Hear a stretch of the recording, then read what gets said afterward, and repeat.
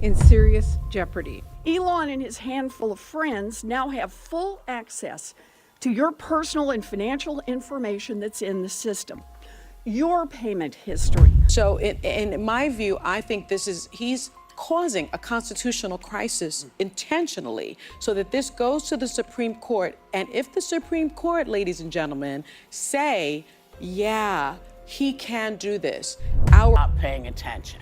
Yeah. That's going to be new, because the thing that got Americans moving was they didn't like that system.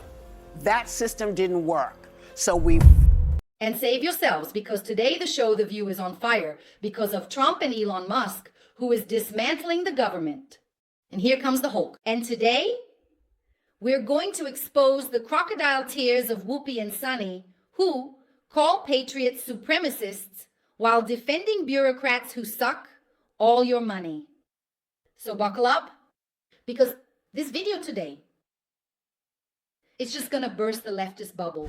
And as we speak, the world's richest man, Elon Musk, has full access to the U.S. Treasury federal payment system, and Democrats are ringing the alarm bell. Take a look. Before our very eyes, an unelected shadow government is conducting a hostile takeover of the federal government. This is the most corrupt administration in our history, and it's putting our economy, our government, and our most at-risk communities in serious jeopardy. Elon and his handful of friends now have full access to your personal and financial information that's in the system, your payment history, your social security number, your bank account numbers. Elon now has the power to suck out all of that information for his own use. The White House, however, is claiming that they're keeping his power in check. Take a look. Mr. President, why is it important for Elon Musk to have access to the payment systems at Treasury? Well, he's got access only to letting people go that he thinks are no good if we agree with him, and it's only if we agree with him. He's a very talented guy from the standpoint of management and costs. Elon can't do and won't do anything without our approval, and we'll give him the approval where appropriate. Where not appropriate, we won't. He's running, obviously, a big company. It has nothing to do, if there's a conflict, that we won't let him get near it. But he does have a good natural instinct. He's got a team of very talented people. We're trying to shrink government, and he can probably shrink it as well as anybody else if not. Are Americans going to be okay with Musk? Oh, okay. a guy nobody voted for, having all this kind of... The news outlet Wired found out that at least 6 of the gentlemen on Elon Musk's team are between the ages of 19 to 24 with little or no government experience. Who are these people, and why do they have access to any of your business? Well, they don't. What they're doing is actually illegal. Everyone knows that the separation of powers allows for Congress to decide. They have the power of the purse. This is money that was already allocated from taxpayer money. Yeah.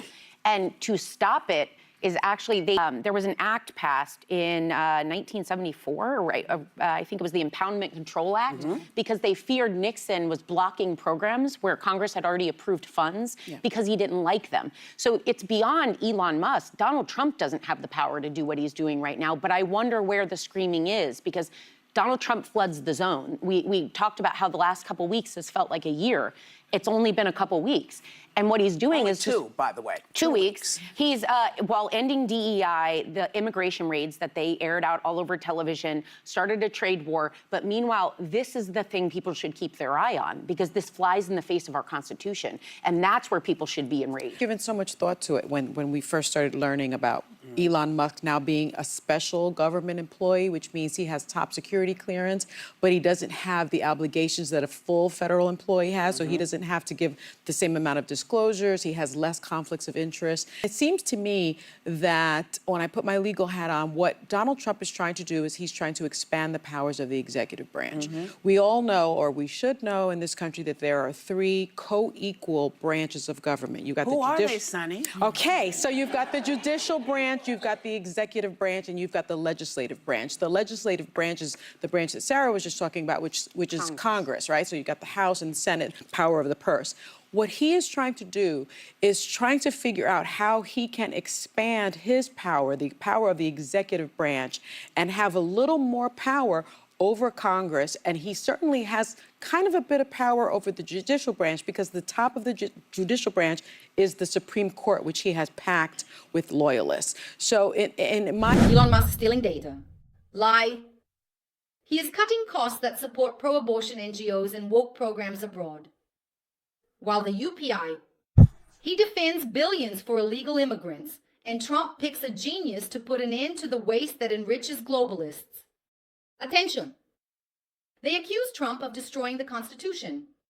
But who really supported Biden to censor social media? I think he's causing a constitutional crisis intentionally, so that this goes to the Supreme Court. And if the Supreme Court, ladies and gentlemen, say, yeah, he can do this, our Constitution, as we've known it, is basically going to change forever. It will not be the Constitution that the framers of our government, our country, thought of. Right. Well, it kind of feels like if a tree falls in the woods and no one hears it, did it even fall? In that Congress also has to fight back and want to reclaim the power of the purse. And Congress really has two primary authorities, declaring war and the power of the purse in the House.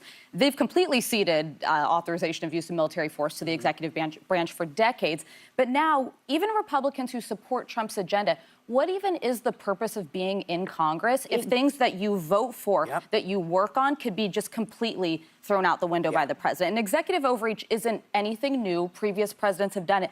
But this is unlike anything we've seen. And I'll say this, Republicans have always believed in shrinking the size of government. We've believed in cutting waste, fraud, and abuse, and streamlining agencies when we can, auditing agencies when we can. But what I'm struck by is it's unclear what's being audited, what's being written out, what we're taking funding from. One example, I would argue one of the most successful government programs in American history, PEPFAR, which basically has saved 25 million lives in Africa with AIDS and HIV medication. And it's also soft power for us to compete with China and have influence there.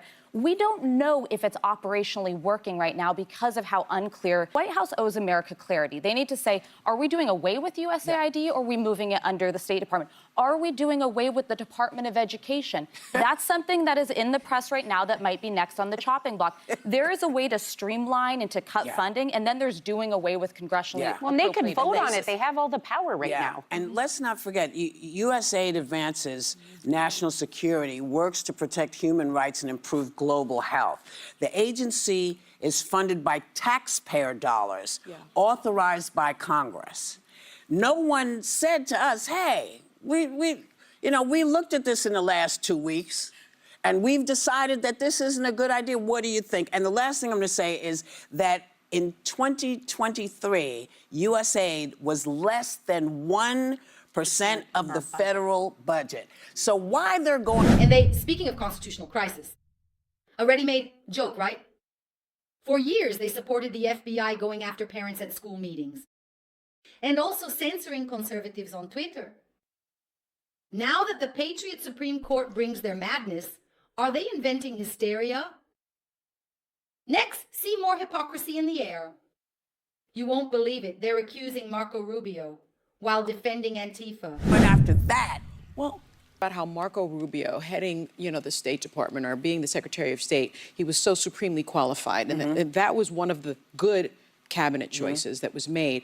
Well, he has installed an assistant, sort of the second in command in the state. His name is Beatty, I believe is his last name. He's an undersecretary. He's the undersecretary. I hope we have a clip of of his text. He has said that white men need to be in charge of everything rather than anyone else. And there are about 4 to 5, and he's been saying this on X for about 5 years. Yeah. And so there are years and years of his bigotry on display, and Marco Rubio thinks that that person is appropriate to be his undersecretary and also to have a hand in U.S. aid. So I'm very concerned about that. We're short on time, but very quickly on that. This is an individual who was fired from the first Trump administration for attending a white nationalist rally. The very position he's holding in an acting capacity was held by 2 very qualified and competent women in the previous Trump term. To me, it underscores how different this term will be than the first one, and I think people... This visual that you're seeing is not new. When I was a little girl, that's kind of what Washington looked like. Those are the folks that were in. At one point, we had the dragon, one of the head dragons. Yeah. From Oh, the yes, the You know, we've KKK. had. This is not new. Yeah. What is going to be new is if we stop paying attention. Yeah. That's going to be new, because the thing that got Americans moving was they didn't like that system. That system didn't work. So we worked and tried to get women where they needed to be, people of color where they needed to be, freedoms for gay. We fought for all of that because that was the country we were trying to get into. So see everything we're talking about, hear us, and then you make a decision where you stand on all of this. Because it's really up to each individual person whether they're going to participate or not. It's unbelievable to practically call Marco Rubio a supremacist. The same Rubio who defends communist dictatorships. Is that right? Meanwhile, DeVille defends BLM, which has burned down cities and universities. That discriminates against Asians. And so the question remains, who is the real racist here? Don't fall for devil's lies while they protect corrupt bureaucrats. Elon Musk and Trump are saving their taxes. Subscribe now to the channel, activate the bell so you don't miss any of our videos. And for the upcoming attacks from the left, share this video with your friends. Thank you all very much. See you in our next video.